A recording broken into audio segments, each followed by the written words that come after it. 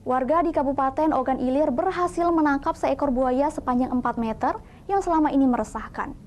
Buaya tersebut kerap muncul di sungai, warga pun beramai-ramai mengevakuasi buaya ke balai desa. Seekor buaya berukuran lebih kurang 4 meter berhasil ditangkap warga Desa Tanjung Bulan, Kecamatan Rambangkuang, Kabupaten Ogan Ilir, Sumatera Selatan.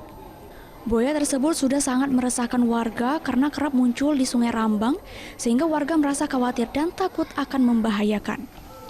Kemunculan buaya di Sungai Rambang itu sudah berlangsung 4 bulan terakhir. Sejak kemunculan buaya di sungai itu, warga lebih memilih berhenti beraktivitas di sungai karena takut sewaktu-waktu buaya akan muncul dan menyerang.